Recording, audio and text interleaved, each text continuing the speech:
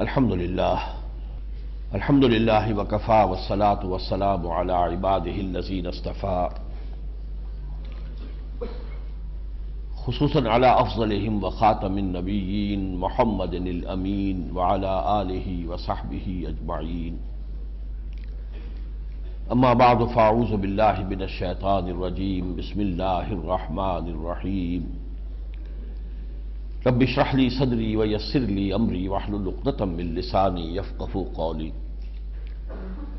اللہم ربنا الہمنا رشدنا واعذنا من شرور انفسنا اللہم ارنا الحق حقا وارزقنا اتباعہ وارنا الباطل باطلا وارزقنا اجتنابہ اللہم وفقنا لما تحب وترضى اللہم وفقنا ان نجاہد فی سبیلک باموالنا وانفسنا اللہم وفقنا ان نقیم نظام الخلافت علی منہاج النبوت فی پاکستان اولا وفی کل العالم آخرا آمین یا رب العالمین۔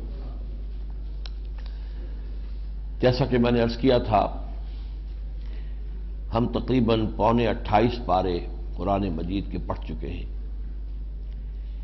جن میں سے یہ جو آخری حصہ ہم نے پڑھا ہے، آخری ثلث جو ہے تہائی حصہ قرآن مجید کا، اس میں سے اکثر ہم نے نصب برست پر مطالعہ کیا ہے۔ اس سے پہلے یہ کہ ہم کچھ نہ کچھ درمیان میں چھوڑتے بھی رہے، تو میں نے محسوس کیا کہ ہم ذرا ایک لمحہ فکریہ کے طور پر جائزہ لے لیں، ہمارے سامنے کیا کیا چیزیں آئی ہیں جو اہم ہیں عملی اعتبار سے، ایک نگاہ بازگشت۔ دیکھیے، جہاں تک مکی قرآن کا تعلق ہے، یعنی مکی صورتیں جو قرآن حکیم کی ہیں، جو 2/3 کے لگ بھگ ہے قرآن کی، لیکن جو طویل مدنی صورتوں کا سلسلہ ثلث اول، پہلا جو 1/3 تھا 10 پارے میں آیا ہے، سورہ بقرہ، سورہ آل عمران، سورہ نساء، سورہ مائدہ، پھر سورہ انفال، سورہ توبہ، ان میں جو بات سامنے آئی ہے عملی اعتبار سے، اللہ تعالی ہم سے ایک تو عبادات کا تقاضا کرتا ہے، نماز ہے، روزہ ہے، حج ہے، زکوٰۃ ہے، پھر یہ کہ حلال اور حرام کے جو اس نے احکام دیے ہیں ان کی پابندی کا ہم سے تقاضا ہے، حلال پر اکتفا کریں، حرام سے اجتناب کریں۔ ان کے ساتھ ساتھ جہاد فی سبیل اللہ، قتال فی سبیل اللہ، انفاق فی سبیل اللہ، ان تمام صورتوں میں جو زور آیا ہے، 2 رکوع مکمل انفاق فی سبیل اللہ پر، پھر سورہ انفال پوری غزوہ بدر پر، 60 آیات سورہ آل عمران کی غزوہ احد پر، غزوہ تبوک، یہ ساری چیزیں ہمارے سامنے جو آئی ہیں، اس کا جو منطقی نتیجہ نکلتا ہے وہ کیا ہے؟ اگر تو ان 3 چیزوں کا، جہاد فی سبیل اللہ، قتال فی سبیل اللہ، انفاق فی سبیل اللہ، اس کا حق ادا کرو گے تو فوز و فلاح ہے اور رشد اور نجاح ہے، کامیابی ہے، روح و ریحان و جنت نعیم۔ اگر نہیں کرتے ہو، اعراض کرتے ہو، پہلوتے ہی کرتے ہو، بچتے ہو، تو یہ اصل میں مرض نفاق کا نقطہ آغاز ہے۔ منافقین کو عبادات سے کوئی اعتراض نہیں تھا، حلال و حرام کے احکام سے بھی کوئی اعتراض نہیں تھا، سارا معاملہ آتا تھا جہاد اور قتال اور ہجرت اور انفاق، یہ چیزیں جو کٹھن گزرتی، پسپائی وہاں سے ہوتی تھی، پیچھے ہٹنا وہاں سے ہوتا تھا۔ یہ نفاق جو ہے وہ روگ ہے جو آج ہم نے پڑھ لیا، کل ہم نے سورہ حدید میں پڑھ لیا تھا، وہ جو نفسیاتی اس کے مراحل ہیں، وَلَٰكِنَّكُمْ فَتَنْتُمْ أَنفُسَكُمْ وَتَرَبَّصْتُمْ وَارْتَبْتُمْ وَغَرَّتْكُمُ الْأَمَانِيُّ حَتَّىٰ جَاءَ أَمْرُ اللَّهِ۔ آج آ گیا پہلے جھوٹ، پھر جھوٹی قسمیں، پھر عداوت، مومنین صادقین سے ایک دل کے اندر دشمنی پیدا ہو جانا، اور اس کی منزل کیا ہے؟ سورہ نساء میں ہم پڑھ چکے ہیں، ان المنافقین فی الدرک الاسفل من النار۔ آج ہم نے پڑھا ہے سواء علیہم استغفرت لہم ام لم تستغفر لہم لن یغفر اللہ لہم۔ سورہ توبہ میں ہم پڑھ چکے ہیں، استغفر لہم او لا تستغفر لہم ان تستغفر لہم 70 مرۃ لن یغفر اللہ لہم۔ یہ ہے خلاصہ اس چیز کا کہ جہاد فی سبیل اللہ، قتال فی سبیل اللہ، انفاق فی سبیل اللہ کا اگر آپ لبیک کہیں، آگے بڑھیں، دامے جرمے سخنے، جان اور مال خرچ کریں، لگائیں، روح و ریحان و جنت نعیم، نہیں تو پھر یہ راستہ ہے نفاق کا، پہلی منزل، دوسری سٹیج، تیسری سٹیج، اور یہ آخری اس کا انجام۔ اس میں چند چیزیں اور بھی ان طویل مدنی صورتوں کے جو مضامین تھے ان میں سے بعض چیزیں یاد دلانا چاہتا ہوں۔ 4 چیزیں آئی ہیں بڑی ہی ایک اہتمام کے ساتھ۔ سورہ آل عمران میں فرمایا اللہ قائمم بالقسط ہے، عدل اور انصاف کو قائم کرنا یہ اس کے پیش نظر ہے، وہ چاہتا ہے، محبوب ہے، مقصود ہے، لیکن وہ چاہے تو آنے واحد میں خود کر دے، لیکن اس نے یہ اپنے اہل ایمان بندوں کی آزمائش کے لیے طریقہ رکھا ہے کہ وہ کھڑے ہوں، وہ جانیں اور مال لگائیں اور جد و جہد کریں اور عدل کو قائم کریں۔ یا ایھا الذین آمنوا کونوا قوامین بالقسط شہداء للہ، سورہ نساء میں، اور یا ایھا الذین آمنوا کونوا قوامین للہ شہداء بالقسط، سورہ مائدہ میں۔ اسی طرح البقرہ اور آل عمران میں یہ بات بتائی گئی 2 مرتبہ، اس جد و جہد میں عدل و قسط کے نظام کو قائم کرنے کے لیے جہاد کرتے ہوئے اگر تم اپنی جانیں دے دو گے تو یہ موت نہیں ہے، وَلَا تَقُولُوا لِمَنْ يُقْتَلُ فِي سَبِيلِ اللَّهِ أَمْوَاتٌ، یہ تو حیات جاودہ ہے۔ وَلَا تَحْسَبَنَّ الَّذِينَ قُتِلُوا فِي سَبِيلِ اللَّهِ أَمْوَاتًا، سورہ بقرہ، سورہ آل عمران۔ سورہ توبہ میں آیا کہ اللہ سے تمہاری بیع ہو چکی ہے اگر تم واقعتاً مومن ہو، ان اللہ اشتری من المؤمنین انفسهم واموالهم بان لهم الجنہ یقاتلون فی سبیل اللہ فیقتلون ویقتلون وعدا علیہ حقا فی التوراۃ والانجیل والقرآن ومن اوفی بعہدہ من اللہ فاستبشروا ببیعکم الذی بایعتم بہ، خوشیاں مناؤ کہ تم نے بہت عمدہ سودا کیا ہے، بہت اعلیٰ بیع کی ہے۔ پھر سورہ توبہ میں کان کھول دیے گئے، قل ان کان آباؤکم وابناؤکم واخوانکم وازواجکم وعشیرتکم واموال اقترفتموها وتجارۃ تخشون کسادها ومساکن ترضونها احب الیکم من اللہ ورسولہ وجہاد فی سبیلہ فتربصوا حتی یاتی اللہ بامرہ واللہ لا یہدی القوم الفاسقین۔ اے نبی کہہ دیجئے ان سے کہ اگر تمہیں تمہارے باپ، تمہارے بھائی، تمہارے بیٹے، تمہارے رشتہ دار، تمہاری بیویاں یا بیویوں کے شوہر اور تمہارے بال جو تم نے جمع کیے ہیں اور تمہارے کاروبار جن کا تمہیں مندے کا خطرہ رہتا ہے، اندیشہ رہتا ہے، اور تمہاری وہ بلڈنگیں، حویلیاں جو تمہیں بہت پسند ہیں، اگر ان 8 چیزوں کی محبت تمہارے دل میں زیادہ ہے، اللہ کی محبت سے، اس کے رسول کی محبت سے اور اس کی راہ میں جہاد کی محبت سے، فتربصوا، تو جاؤ بیٹھو، انتظار کرو، حتی یاتی اللہ بامرہ، یہاں تک کہ اللہ اپنا فیصلہ سنا دے، واللہ لا یہدی القوم الفاسقین، اللہ ایسے فاسقوں کو ہدایت نہیں دیتا۔ اور اسی کے ساتھ وہ آیت سمجھ لو ہم نے اپنے نبی کو بھیجا اس لیے ہے، دونوں آیتیں وہاں آئیں، یریدون ان یطفئوا نور اللہ بافواہہم، یہ کشاکش جاری ہے اور جاری رہے گی، یہ یہودی تلے ہوئے ہیں اور ہمیشہ تلے رہیں گے کہ اللہ کے نور کو اپنے منہ کی پھونکوں سے بجھا دیں۔ وَيَأْبَى اللَّهُ إِلَّا أَن يُتِمَّ نُورَهُ، اللہ کو ہرگز منظور نہیں ہے مگر یہ کہ اپنا نور کا اتمام فرمائے۔ نور خدا ہے کفر کی حرکت میں خم نظن، پھونکوں سے یہ چراغ بجھایا نہ جائے گا۔ اور هُوَ الَّذِي أَرْسَلَ رَسُولَهُ بِالْهُدَى وَدِينِ الْحَقِّ لِيُظْهِرَهُ عَلَى الدِّينِ كُلِّهِ وَلَوْ كَرِهَ الْمُشْرِكُونَ، یہ 2 آیتیں وہاں پر بھی جڑ کر آ گئی۔ اس جہاد اور قتال کا مقصد ایک اور اعتبار سے فرمایا سورہ بقرہ میں اور سورہ انفال میں، یکون الدین للہ، یکون الدین کلہ للہ، دین کل کا کل اللہ کے لیے ہو جائے، حصے بکھرے نہ ہو کہ زندگی کے ایک حصے میں تو اللہ کی اطاعت ہے، مطاع مطلق وہ ہے، اور ایک حصے میں اس کی اطاعت نہیں ہے اور اس کی اطاعت سے آزاد ہو کر کسی اور کی اطاعت کی جا رہی ہے۔ یہ تو فرقوا دینہم ہو گیا، دین کے ٹکڑے کر دیے گئے، دین کے حصے بکھرے کر دیے گئے، الذین فرقوا دینہم وکانوا شیعا لست منہم فی شیء، اس لیے دین کل اللہ کا ہو جائے۔ سورہ توبہ میں بھی، سورہ انفال میں بھی وَيَكُونَ الدِّينُ كُلُّهُ لِلَّهِ، اور سورہ بقرہ میں وَيَكُونَ الدِّينُ لِلَّهِ، یہ قتال فی سبیل اللہ کی آخری منزل ہے۔ یہ میں نے جائزہ لیا ہے موٹے موٹے نکات کہ جو ثلث اول ہے، پہلے 10 پاروں کے اندر جو مدنی صورتیں آئی تھیں، ان میں جہاں عبادات کے احکام آئے، جہاں اور حکمت کی باتیں آئیں، بہت موتی ہمیں علم کے معرفت کے ملے، وہاں عملی پہلو سے یہ چیزیں ہیں جو سامنے آئیں۔ اب ذرا سن سے آخر کی طرف، جس کا میں نے عرض کیا کہ ہم نے اس کا اکثر حصہ جو ہے لفظ پڑھا ہے، اس میں 5 نکات میں چاہتا ہوں کہ ذہن میں پھر تازہ کر لیں، اگرچہ ابھی زیادہ پرانے نہیں ہوئے ہیں، میں سمجھتا ہوں کہ آپ کے ذہن میں ہوں گے، لیکن آج میں چاہتا ہوں پھر تازہ کر لیں۔ سورہ ذاریات میں ہم نے پڑھا کہ انسان کا مقصد تخلیق عبادت ہے، وما خلقت الجن والانس الا لیعبدون، زندگی آمد برائے بندگی، زندگی بے بندگی شرمندگی، لیکن یہ عبادت اور یہ بندگی سورہ زمر میں فرمایا یہ ہونی چاہیے اطاعت کو اس کے لیے خالص کرتے ہوئے، فاعبدوا اللہ مخلصا لہ الدین، یہ نو پرستش اس کی ہو رہی، نماز اس کی پڑھ رہے ہیں، اطاعت جو ہے وہ منقسم ہے، کچھ اس کی کچھ کسی اور کی، نہیں، یکسو ہوگا اطاعت اس کے لیے۔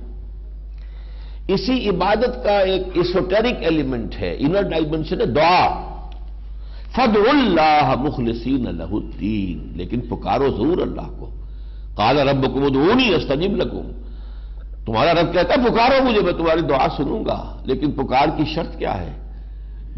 فادعوا اللہ مخلصین لہ الدین، اپنی اطاعت کو اس کے لیے خالص کرتے ہوئے تم اس کو پکارو، ورنہ اس کا پکارنا وما دعاء کافرین الا فی ضلال، وہ بھٹک کر رہ جائے گا۔ اسی کے لیے پھر جب ایک شخص نے اپنی زندگی میں اس کو کر لیا، اب اس کے 2 امکانات ہیں۔ دیکھیے اگر تو کوئی شخص خلافت راشدہ کے دور میں پیدا ہو گیا ہوتا تو نظام تو پورا تھا ہی، اللہ کا دین تو قائم تھا، احکام سارے نافذ تھے، اب تو صرف انفرادی کام رہ گیا، انفرادی آدمی کر لے بیڑا پار ہو گیا۔ لیکن جہاں وہ غلبہ طاغوت میں زندگی گزار رہا ہو، دین حق غالب نہیں، طاغوت غالب ہے، اب کیا ہوا؟ اب اس کے لیے تو ممکن صرف یہ رہ گیا کہ جہاں جہاں ممکن ہے اس کے لیے وہاں وہ اللہ کی اطاعت کرے، جہاں وہ نظام میں جکڑا ہوا ہے وہ اکیلا کیا کرے گا؟ اکیلا چنا جو ہے وہ بھاڑ کو پھوڑ نہیں سکتا، نظام میں جکڑا ہوا ہے، اور خاص طور پر آج کی دنیا میں آ کر جہاں کہ وہ نظام عالمگیر بن گیا ہے، کہیں بھاگ کر جانے کو جگہ نہیں رہی، کہاں جائے؟ ہر جگہ وہ نظام ہے۔ اس لیے اب کیا کیا جائے؟ What's the way out?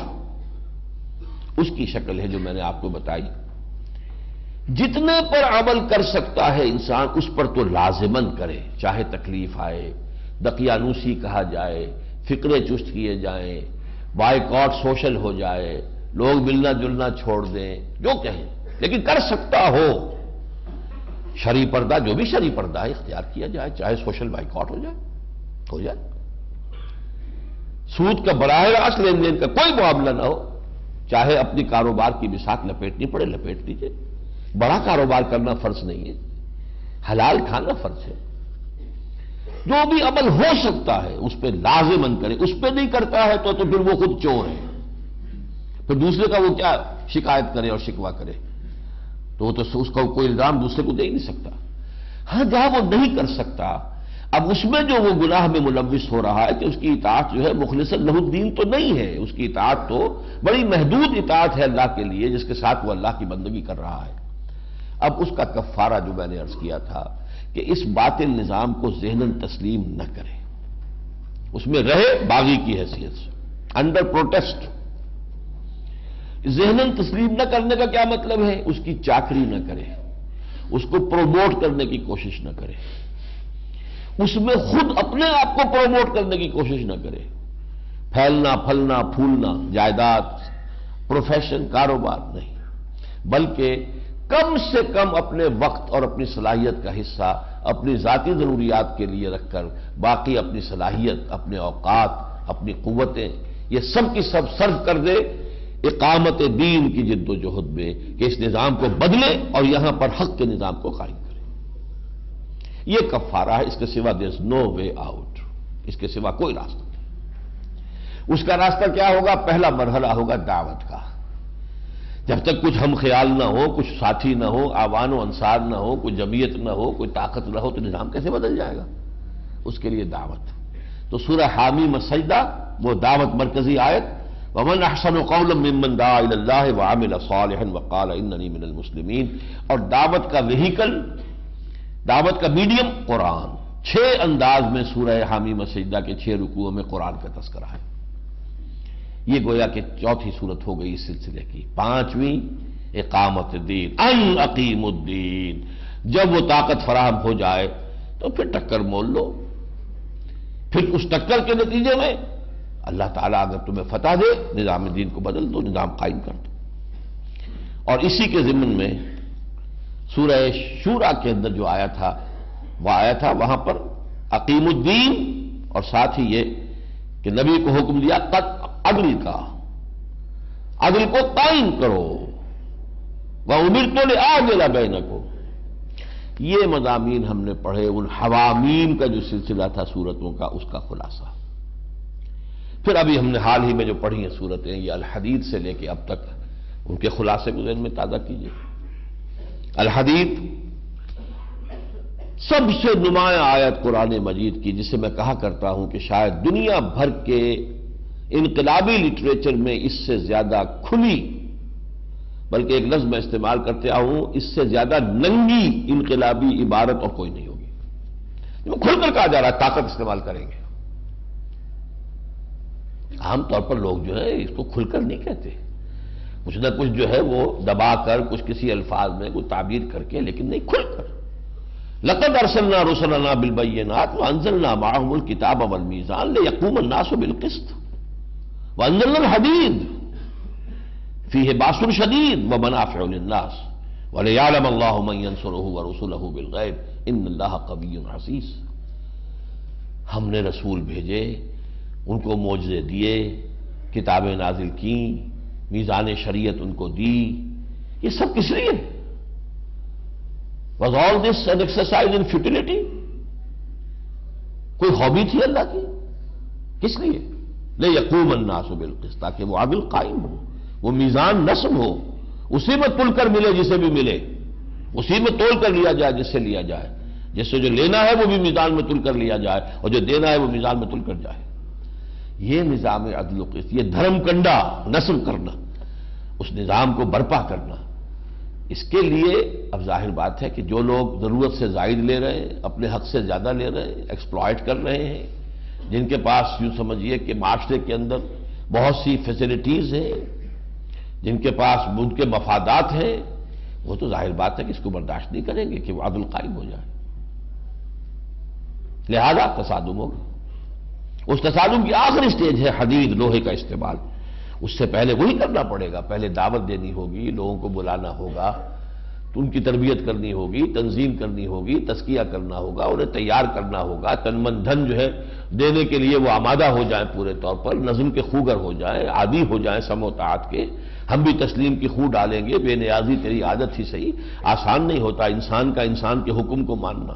ہاں جہاں مفاد ہو وہاں مانتا ہے، وہ دفتر میں ماننا پڑتا ہے، آفیسر کی بات اور اپنا جو بھی سپیریئر ہے اس کی بات ماننی پڑتی ہے، باس ہے ماننا پڑتا ہے، جو جھڑکیاں کھانی پڑتی ہیں. اس لیے کہ نظر آ رہا ہے میری ذرا بھی پروموشن ہونی ہے، اس نے کہیں فائل خراب کر دی تو پروموشن ہی گڑبڑ ہو جائے گی. یہ سب کچھ اپنے مفادات کے تحت ہم سب برداشت کرتے ہیں، لیکن اللہ کے دین کے لیے یہ کرنا جو ہے آسان نہیں ہے. اس لیے کہ فوری کوئی اس کے ساتھ منفعت ہے نہیں، اس کے لیے عادت ڈالنی پڑے گی. ہم بھی تسلیم کی خو ڈالیں گے، بے نیازی تیری عادت ہی صحیح. اس کے بعد در حقیقت وہ جب تیار ہوگی، اس کے لیے ظاہر بات ہے کہ اس نظام عدل و قسط کے لیے انفاق مال اور بذل نفس، خرچ کرو خرچ کرو خرچ کرو. اور پھر یہ کہ اس کا نتیجہ وَلِيَعْلَمَ اللَّهُ مَن يَنصُرُهُ وَرُسُلَهُ بِالْغَيْبِ، اللہ دیکھنا چاہتا ہے اس کے بندے وہ کون سے ہیں جو اس کی مدد کرتے ہیں، اس کی اور اس کے رسولوں کی غیب میں ہونے کے بعد. اللہ چاہے تو آنے واحد میں اپنا دین قائم کر دے، لیکن نہیں، اس نے یہ راستہ بنایا ہے. وہ لوگوں کی وفاداریوں کا امتحان اسی میں لیتا ہے. اسی سے پتہ چلے گا کون کتنے پانی میں ہے، کس کے اندر کتنا یقین تھا، کون واقعتاً کتنا آخرت کا طلبگار تھا، کون اس کے لیے کتنی بڑی سے بڑی قیمت دینے کو تیار تھا. پھر اس کے بعد ہم نے دیکھا کہ جو اس کی لازمی اور ناگزیر ضرورت ہے، حزب اللہ اور حزب الشیطان کا تصادم. سورہ مجادلہ کا مرکزی مضمون یہ ہے، حزب اللہ حزب الشیطان. اور الا ان حزب اللہ هم المفلحون، آگاہ ہو جاؤ حزب اللہ ہی آخر کار کامیاب ہوگی. سورہ صف تو آج ہی پڑھی ہے ہم نے. جان لو، کان کھول کر سن لو، ہمارا یہ نبی عام نبی نہیں ہے، یہ صرف داعی بن کر نہیں آیا، عدل قائم کرنے آیا. یہ صرف مربی اور مزکی اور معلم بن کر نہیں آیا، کہ دین کو غالب کرنے کے لیے بھیجا گیا ہے۔ اور وہ جو 3 چیزیں تھیں اس کے بارے میں 2 ہو گئی ہیں، اس کا معجزہ بھی قرآن، اس کی کتاب بھی قرآن، الہدا، اور وہ نظام شریعت، میزان شریعت اب مکمل ہو کر دین حق کی شکل میں اختیار کر چکی ہے۔ ان کے ذمہ ہے اس دین حق کو غالب کرنا۔ ساری سازشوں کے علی الرغم جو یہودی کریں گے، یہاں پھر وہی آیت 7 جوڑ کر آئی ہے، یریدون ان یطفئوا نور اللہ بافواہہم واللہ متم نورہ ولو کرہ الکافرون۔ یہ تو اب میری کتاب جو ہے سابقہ اور موجودہ مسلمان امتوں کا ماضی، حال اور مستقبل، اس کو پڑھیے کہ اس وقت کیا معاملہ ہے، کیا جو ہے در حقیقت نقشہ جنگ کا جو ہے آنے والی جنگ کا نقشہ کیا جم رہا ہے۔ یہودیوں کا امت سابقہ یعنی یہود اور امت موجودہ مسلمانوں کا جو آخری تصادم ہونا ہے، ارمگڈون اور الملحمۃ العظمی، اس کے لیے بالکل سٹیج سیٹ ہو رہا ہے۔ 2000 برس کے بعد اسرائیل وجود میں آ گیا۔ 2000 برس تک یہ قوم جو ہے منتشر پڑتی رہی، اپنے گھر سے نکال دی گئی، سن 70 عیسوی میں نکال دی گئی تھی۔ ہیکل سلیمانی نمبر 2، جب دوسرا ٹیمپل تھا، دی سیکنڈ ٹیمپل، جو حضرت عزیر علیہ السلام کے زمانے میں بنایا گیا ہے، تقریباً 400 قبل مسیح میں، 450 قبل مسیح میں، 70 عیسوی میں اس کو ختم کر دیا، گرا دیا ٹائٹس نے، گرا پڑا ہے ابھی تک۔ 1900 اور کتنے برس ہو گئے، 29 برس ہو گئے کہ وہ گرا پڑا ہوا، ان کا کعبہ گرا پڑا ہے، کہ بہت جلد اس کی تعمیر کریں گے۔ اس کی تعمیر کے لیے مسجد اقصی گرانا ضروری ہے۔ جو طوفان اٹھے گا اس کا آپ اندازہ نہیں کر سکتے۔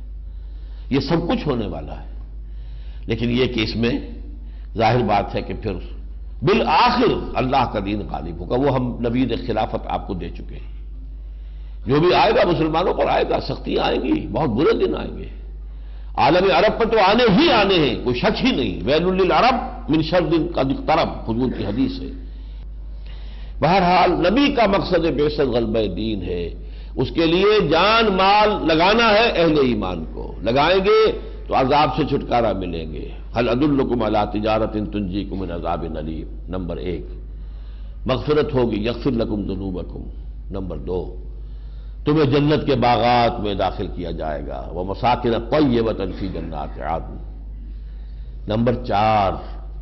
اللہ تعالیٰ کی نصرت بھی آئے گی، فتح بھی ہوگی آزمائشوں کے بعد۔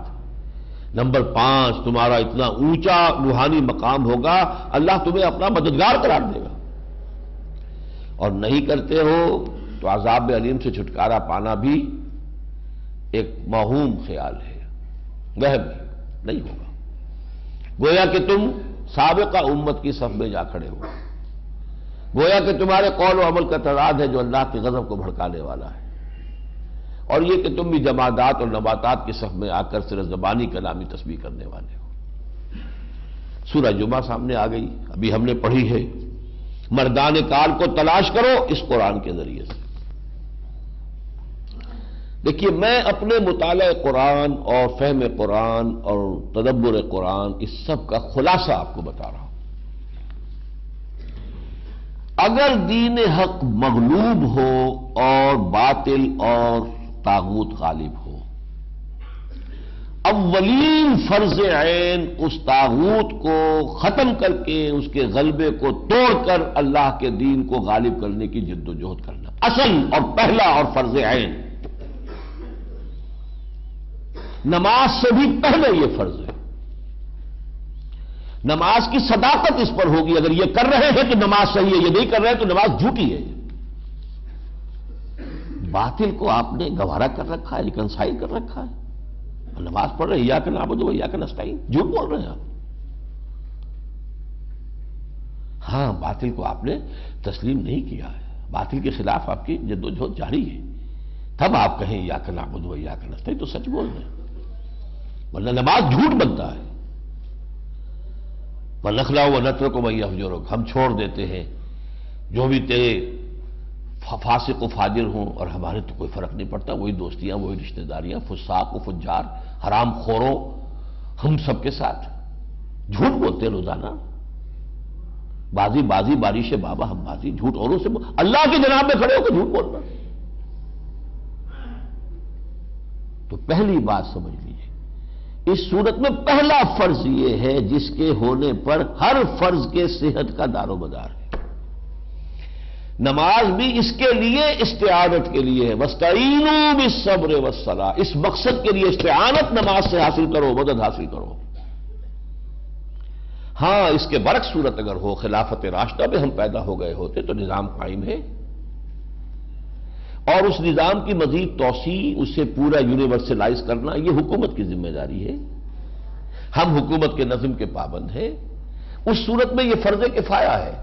حکومت کہتی ہے اتنے آدمی والنٹیئرز ہمیں چاہیے، اتنے آدمی نکل آئے، باقی سب آرام سے گھروں میں سوئیں، ان کے اوپر کوئی ملامت نہیں ہے، یہ فرض عین نہیں ہے۔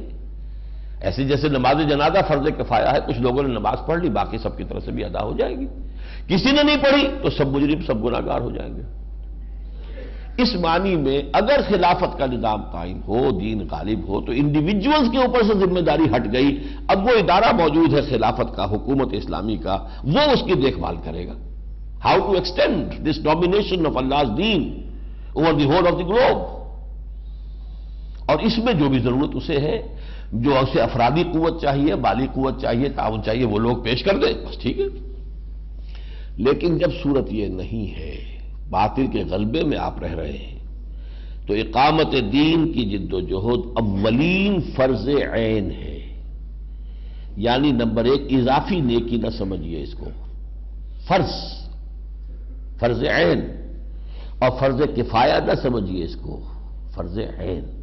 فرض عین اور اولین جب میں نے کہا تو اس میں 2 چیزوں کی نفی ہوئی، اضافی نیکی نہیں ہے اور فرض کفایہ نہیں ہے۔ نمبر 2، اس فرض عین کی ادائیگی کے لیے شرط لازم ہے، شرط لازم، پری ریکویزٹ، التزام جماعت، کسی نہ کسی جماعت میں ہونا اس کے لیے لازم ہے۔ جیسے نماز فرض عین ہے، وضو کے بغیر نہیں پڑھی جا سکتی، تو وضو بھی فرض ہو گیا۔ اقامت دین کی جد و جہد وضو کے بغیر نہیں ہو سکتی، جماعت کے بغیر نہیں ہو سکتی، لہذا جماعت فرض ہے۔ دیکھیے جہاں تک پہلی بات ہے، اس کے لیے تو میں نے سارا آپ کو آج پھر دوبارہ گنوا دیا، سورہ بقرہ سے سورہ توبہ تک، اور پھر وہ سورہ شورى سے، یہ ساری چیزیں گنوا دی آپ کے سامنے۔ جہاں تک التزام جماعت کا تعلق ہے، اس پر میں قرآن مجید سے کوئی نص صریح پیش نہیں کر سکتا، I admit it۔ اشارات ہیں، اشارات کس شکل میں ہے؟ حزب اللہ کا لفظ استعمال کیا گیا، پارٹی، کس لیے کیا گیا؟ رہنمائی کے لیے کیا گیا، قرآن کا ہر لفظ ایک رہنمائی لیے ہوئے۔ یا محمد رسول اللہ والذین معہ، ایک جماعتی زندگی کا نقشہ آ گیا۔ یا سورہ صف میں ہم نے آج ہی پڑھا، من انصاری اللہ، کون ہے میرا مددگار، مل کر یہ جماعتی شکل بن گئی۔ لیکن یہ اشارات ہیں، نص قطعی جس کو کہتے قرآن سے نہیں ہے میرے پاس، میں تسلیم کر رہا ہوں۔ البتہ احادیث میں نصوص قطعیہ ہے، بہت سخت، علیکم بالجماعت، تم پر لازم ہے جماعت کی شکل میں ہونا۔ اور جو ایک اثر ہے حضرت عمر فاروق رضی اللہ تعالی عنہ کا، لا اسلام الا بالجماعہ، جماعت کے بغیر کوئی اسلام ہے ہی نہیں۔ اور اس کو نوٹ کر لیے، جماعت کی 2 ہی شکلیں ہیں، یا ہمارا جماعتی نظام ایک ریاست کی شکل اختیار کر چکا ہے، تو جو امیر المومنین ہے وہی ہمارا امیر ہے، یہی ہماری جماعت ہے۔ نہیں ہے تو کوئی نہ کوئی جماعت ہوگی جو اس کو قائم کرنے کی جد و جہد کرے، اس کا امیر ہے اور اس کے ساتھی ہیں۔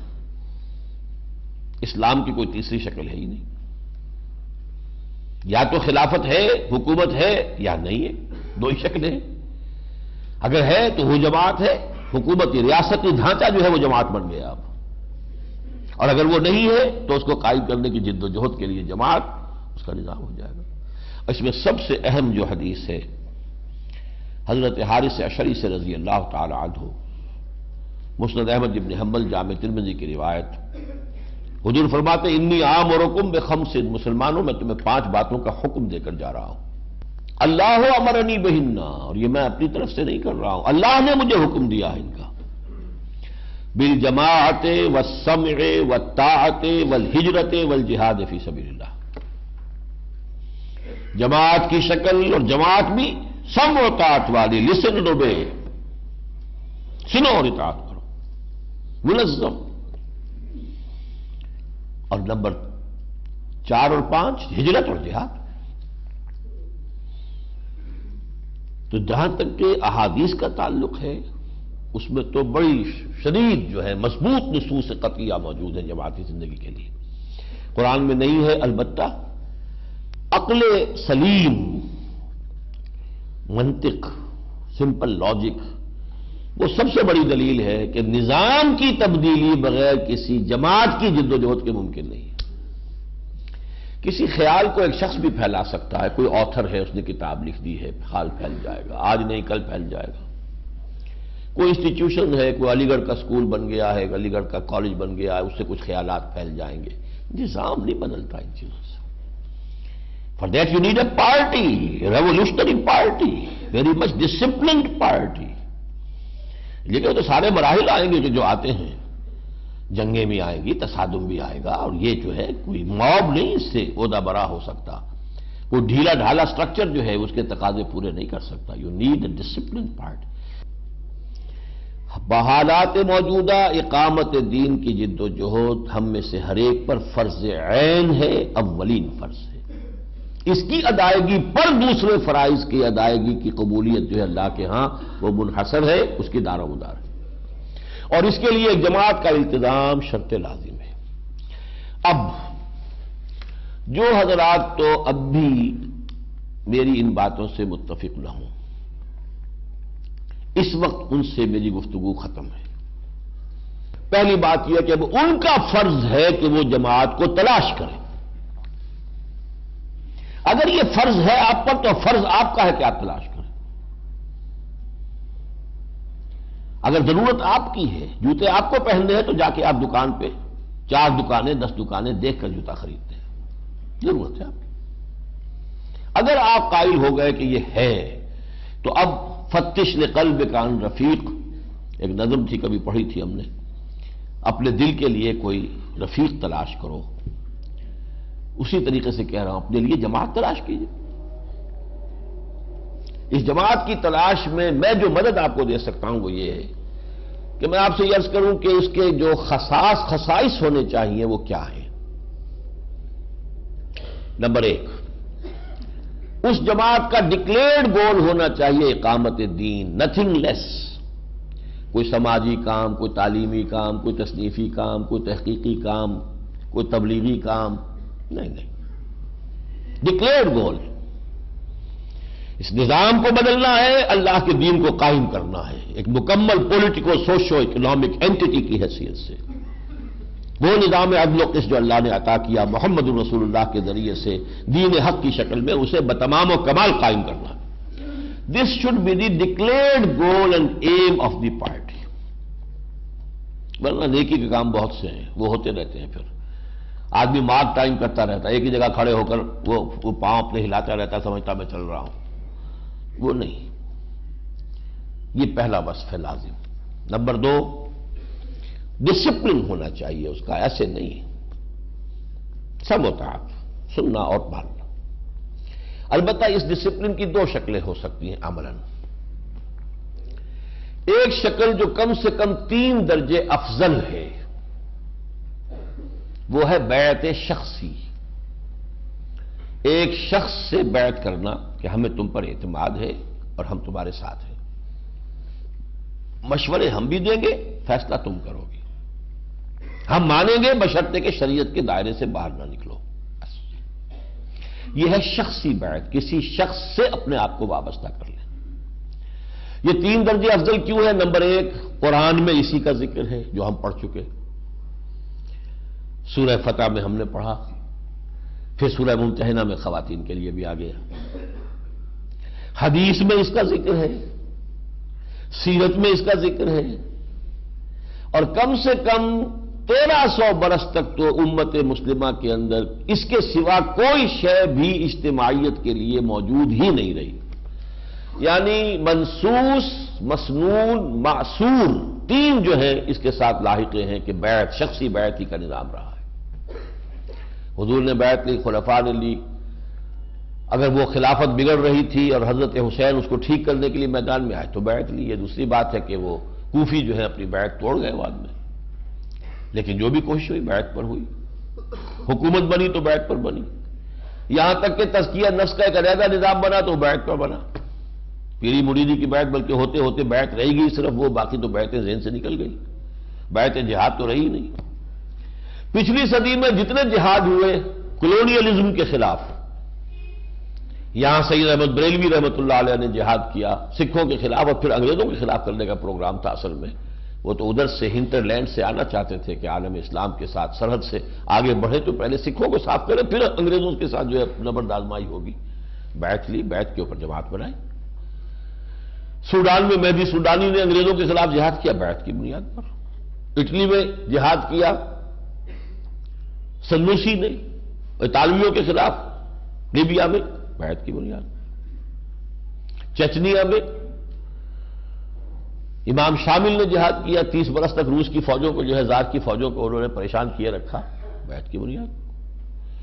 تو یہ ہے مسنون، منسوس، معصور۔ البتہ اگر کوئی دستور ہے، جیسے جماعت اسلامی ہے، اس کا ایک دستور ہے، دستور کی اطاعت کرنی پڑتی ہے، جو شخص بھی شامل ہوتا ہے وہ دستور کا حلف لیتا ہے، تو یہ بھی میرے نزدیک جائز ہے، مباح ہے، حرام نہیں ہے، لیکن افضل 3 درجے جو ہے وہ شخصی بیعت ہے۔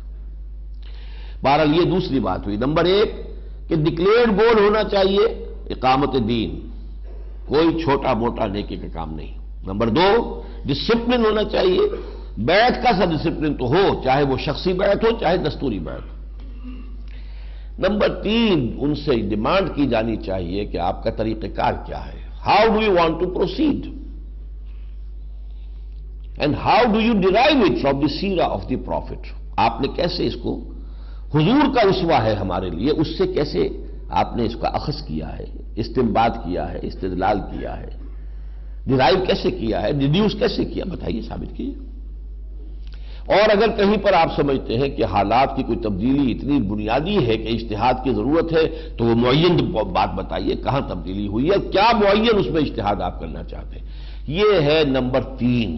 اس لیے کہ نبی جو ہوتے تھے ان کے تو ہاتھ میں ہاتھ دے کر آدمی مطمئن ہوتا تھا، وہ جدھر موڑ دے مڑ جاؤ، شمال میں رخ کر دے نماز پڑھنے کے لیے شمال میں رخ کر کے نماز پڑھو، جنوب میں کر دے جنوب میں پڑھو، ظلم الحق ہے سدار، نبی تو الحق ہے، اپنی ذات میں سچ ہے، مکمل حق ہے، لہذا اس کے ساتھ اٹیچ ہو گئے، جدھر وہ جا رہا ہے ادھر چلے جاؤ، اس سے پوچھنے کی ضرورت نہیں ہے آپ کہاں سے جائیں گے، کس راستے سے جائیں گے، کس وادی میں سے گزریں گے، نہیں۔ لیکن اب کوئی نبی تو نہیں ہے، جو شخص چاہتا ہے میں اس کام میں آگے بڑھنا چاہتا ہوں، میں کرنا چاہتا ہوں، آؤ میرا ساتھ دو، تو he has to define the methodology اور how he derives it from the seerah of the prophet، کہاں سے نکالا اس نے، کیسے نکالا، یہ تیسرا کام۔ چوتھا یہ کہ اس تنظیم اور جماعت کی قیادت کے قریب ہو کر دیکھیے کہ یہ بہروپیے تو نہیں ہے، کردار میں، قول و عمل میں کوئی بہت بڑا فرق تو نہیں ہے، کوئی بڑی خلیج تو حائل نہیں ہے، یہ بھی چوتھی چیز ہے لازم۔ عام لوگ جو ہے ان میں بھی ہوگا، لیکن یہ کہ ان میں ہر طرح کے لوگ ہوں گے، جیسے حضور کی بھی تو جماعت ہی شمار ہوتی تھی، ان میں منافقین بھی تھے، لیکن یہ کہ وہ تو جماعت تھی حضوری کی، مسلمان ہی سمجھے جاتے تھے۔ قیادت جو ہے، جو بھی اصل قائد ہے جس سے بیعت کر رہے ہیں، اور یا یہ کہ اس کے جو قریب ترین ساتھی ان کو ضرور دیکھ لیا جائے۔ یہ 4 کام ہیں کہ جن کو سامنے رکھ کر اب جس شخص کا مجھ سے اتفاق ہو گیا ہو کہ یہ 2 فرض عین ہے اور اس کے لیے التزام جماعت واقعی ضروری ہے، جیسے وضو نماز کے لیے، تو اب یہ کام اس کا ہے کہ وہ تلاش کر، اور جو بھی منیمم شرائط کے اوپر اسے سمجھ میں آئے کہ ایکسیپٹیبل ہے اس میں شریک ہو جائے، مزید کے لیے دیکھتا رہے، ہو سکتا ہے اس سے بہتر کوئی ہو جس کی طرف پہلے نگاہ نہیں گئی تھی، اگر بہتر سامنے آ جائے اس کو چھوڑے، اس میں شامل ہو جائے، اس لیے کہ یہ نبی کی جماعت نہیں ہے کہ جس کے ہاتھ ایک دفعہ ساتھ ہو کر پھر اس سے نکلنا کفر میں جانا ہو جائے، نہیں ہے جستجو کے خوب سے خوب تر کہاں، we have to be pragmatic, عملی ہونا چاہیے۔ آج کی تاریخ میں مجھے یہ جماعت نظر آ رہی ہے، میں جوائن کرتا ہوں، لیکن یہ کہ اگر اس کے بعد مجھے محسوس ہوتا ہے کہ اس سے بہتر جماعت ہے موجود، تو میں اسے چھوڑوں گا اور دوسری کو اختیار کروں گا۔ اور جب تک انسان اس جد و جہد میں ہے، اگر سنجیدگی سے کر رہا ہے، ایسے ہی نہیں بس کہ ہاں جی میں تلاش ہی کر رہا ہوں اور کوئی وقت اس میں لگا ہی نہیں رہا، کوئی بھاگ دوڑ اس کی ہے ہی نہیں، یہ نہیں، سنجیدگی سے اگر اور واقعتاً اس کی تلاش میں آدمی ہے، تو جب تک اسے ایسی جماعت نہیں ملتی وہ ایک درجے میں جماعتی زندگی ہی گزار رہا ہے۔ اور یہاں میں تشبیہ دوں گا کہ وضو تو نہیں ہوا، تیمم اس کا ہے۔ تیمم کے معنی ارادے کے ہیں۔ فتیمموا، پانی نہ پاؤ تو فتیمموا صعیدا طیبا، تو قصد کرو، ارادہ کرو پاک مٹی کا۔ تو جو شخص اس قصد میں ہے وہ بھی در حقیقت تیمم کے درجے میں کم سے کم جو ہے وہ تقاضا پورا کر رہا ہے، لیکن پرووائڈڈ ہی سیریس، پوری طریقے سے سنجیدگی سے وقت لگا کر وہ اس کام کو فیصلہ کن معاملہ اپنے لیے سمجھ کر، زندگی اور موت کا معاملہ سمجھ کر اس کے لیے وقت لگا رہا ہے۔ اچھا، اب میں صرف جہاں تک تنظیم اسلامی کا تعلق ہے، جو اس کا طریقہ کار ہے وہ میں چاہتا ہوں یہ جو آپ کو 4 ورقہ دیا گیا ہے اس میں سے 2 ورقوں کے حوالے سے اس کو پڑھ لیں میرے ساتھ مل کر۔ ہمارا طریقہ کار یہ ہے، ویسے اس میں وہ جو خلافت کے سلسلے پہ ہمارے بنیادی خیالات ہیں، سماجی سطح پر کیا تبدیلیاں آئیں گی، معاشی سطح پر کیا آئیں گی، سیاسی سطح پر کیا آئیں گی، لیکن یہ کہ جو 5واں صفحہ ہے، اسلامی انقلاب یعنی قیام نظام خلافت کے لیے تنظیم اسلامی کے پیش نظر طریقہ کار یہ ہے کہ جو لوگ اللہ کی رضا اور آخرت کی فلاح کے حصول کے لیے سر دھڑ کی بازی لگانے کو تیار ہوں،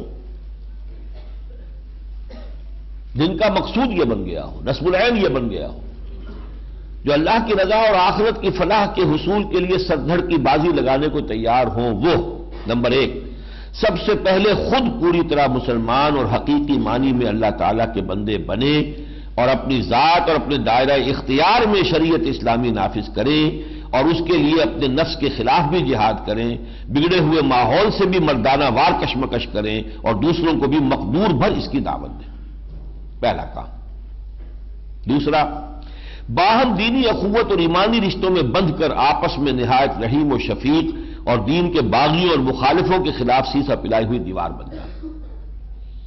نمبر 3، کسی ایسے شخص کے ہاتھ پر ہجرت و جہاد اور سم و طاعت فی المعروف کی بیعت کر کے ایک جماعتی نظام میں منسلک ہو جائیں جس کی رائے کی پختگی اور خلوص و اخلاص پر انہیں پورا اعتماد ہو۔ یہ پہلا مرحلہ جو ہے 3 سٹیپس کے اوپر مشتمل تھا۔ اب وہ فرد ایک اجتماعیت کا یونٹ بن گیا ہے، اس میں شریک ہے، اور اس طرح جو اجتماعی قوت وجود میں آئے وہ کیا کرے، اس کے بھی 2 مرحلے ہیں۔ جب تک یہ قوت مناسب مقدار میں جمع نہ ہو جائے اس وقت تک تن من دھن کے ساتھ اسی دعوت و تربیت اور تنظیم کی توسیع اور مضبوطی کی کوشش میں لگے رہیں اور سب سے زیادہ توجہ اپنی اور اپنے ساتھیوں کی اصلاح اور تزکیے پر مرکوز رکھیں۔ اس دوران میں تحریر و تقریر کے ذریعے بھلائی کی دعوت دیتے رہیں اور برے کاموں سے روکتے رہیں، لیکن نہ ملکی انتخابات میں حصہ لیں نہ ہی کسی سیاسی ہنگامے میں فریق بنیں۔ سیاسی ہنگامے میں فریق بن گئے تو جس کے آپ خلاف ہیں وہ اس کے کان آپ کی دعوت کے لیے بند ہو جائیں گے، اور الیکشن سے یہ کام نہیں ہو سکتا۔ اب میں اس میں تفصیل میں نہیں جا سکتا، لیکن اب تو یہ میں سمجھتا ہوں کہ کنسنسس ہو گیا ہے، ہرچہ دانا کنت ناداں لیک بعد از خرابی بسیار۔ اب تو تقریباً تمام دینی جماعتیں یہ مان چکی ہیں کہ الیکشن میں حصہ لے کر یہاں اسلام نہیں لایا جا سکتا۔ ہمارا تو اسی پر یہی میرا پوائنٹ آف ڈپارچر تھا جماعت اسلامی سے۔ 10 سال جماعت کے ساتھ میں نے لگائے ہیں۔ یہ اور بات کہ تم پر نثار کر دی ہے عزیز اپنی جوانی کسے نہیں ہوتی، 10 سال لگائے ہیں اور پورے یکسو ہو کر لگائے ہیں، اور میں اسے اپنی زندگی کا اب بھی عہد ضروری سمجھتا ہوں۔ جو صلاحیتیں میں نے اس زمانے میں حاصل کی ہیں، جو تجربے حاصل ہوئے ہیں، وہ میرے لیے بہت قیمتی اثاثہ اور سرمایہ ہے۔ مجھے 1 منٹ کا بھی کوئی افسوس نہیں ہے کہ کوئی ضائع ہوا، معاذ اللہ، لیکن یہ کہ یہی پہ اختلاف ہوا تھا کہ مولانا اس سے نہیں بنے گا بات، الیکشن میں غلط آ گئے آپ، راستہ جو ہے غلط مڑ گئے ہیں، واپس ہو جائیے۔ مولانا مودودی اس وقت تک بہت ہی پازیٹیو تھے کہ اس ذریعے سے ہم کامیاب ہو جائیں گے، وہ بڑھتے رہے، لیکن آ کر پھر سن 71 میں وہ بھی مایوس ہو گئے۔ لیکن جب مایوس ہوئے تو صورت یہ تھی کہ جب آنکھ کھلی گل کی تو موسم تھا خزاں کا، اب بڑھاپا تھا، جماعت بہت آگے نکل گئی تھی، لوگوں کے مزاج پختہ ہو چکے تھے، سیاست کے اور الیکشن کے خوگر ہو چکے تھے، کارکن اب واپس آنے کو تیار نہیں تھے، ٹھیک گاڑی چلتی، نہ منطقی انتخابات میں حصہ لیں نہ کسی سیاسی ہنگامے میں فریق بنے، اس پورے عرصے میں کسی نکتہ چینی اور تمسخر سے بددل نہ ہوں، نہ کسی جبر و تشدد سے خوف کھائیں، بلکہ کامل صبر و تحمل سے کام لیں اور ہرگز کوئی جوابی کارروائی نہ کریں۔ یہ سیکنڈ سٹیج ہے اس جدوجہد کی۔ یوں سمجھیے کہ جو 12 برس مکے کے تھے محمد رسول اللہ صلی اللہ علیہ وسلم کے، اس کی یہ آج کے الفاظ میں ایک اس کی وہ ڈسکرپشن ہے۔ لیکن جب مناسب قوت فراہم ہو جائے تو اب یہ ہے اقدام کا مرحلہ۔ جب معلوم ہو، جو میرا اندازہ آپ کو بتایا ہوا ہے کہ کم سے کم 2 لاکھ افراد اس 6 سٹیپس میں سے گزر کر آ چکے ہوں، 200,000 پیپل۔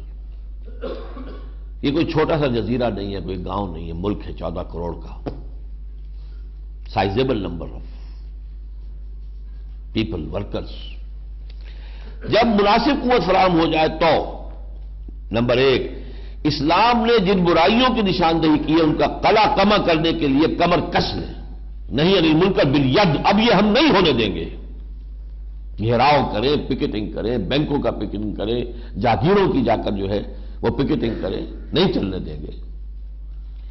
یہ حرام خوری کے، حرام کاری کے اڈے نہیں چلنے دیں گے۔ حرام کاری کا سب سے بڑا اڈا بینک ہے، حرام کاری کا، خوری نہیں کہہ رہا، حرام کاری کہہ رہا ہوں۔ لیکن حضور نے کہا ہے کہ سود کے گناہ کے 70 حصے ہیں، جن میں سب سے ہلکا جو ہے اس کے مساوی ہے کوئی شخص اپنی ماں کے ساتھ زنا کرے۔ پکیٹنگ کریں گے، نہیں چلنے دیں گے۔ مارو ہم پر گولیاں چلاؤ، مارو۔ شہادت ہے مطلوب و مقصود مومن، نہ مال غنیمت نہ کشور کشائی۔ اس کے لیے جلسوں، جلوسوں، مظاہروں، ناکہ بندیوں کی شکل میں اپنی طاقت کے مظاہرے کے لیے تمام جدید ذرائع استعمال کریں، اس شرط کے ساتھ کہ یہ سب کچھ پرامن ہو اور اس میں ان کی جانب سے کوئی تشدد نہ ہو، جانے دینے کو تیار ہو، کسی کی جان لے نہیں، کسی کی پراپرٹی کو نقصان نہ پہنچائے، کوئی بس نہ جلائے، کوئی اسٹریٹ لائٹس نہ توڑے، کوئی اور سائن بورڈ نہ توڑے، اسٹریٹ اپنے مقصد کی طرف۔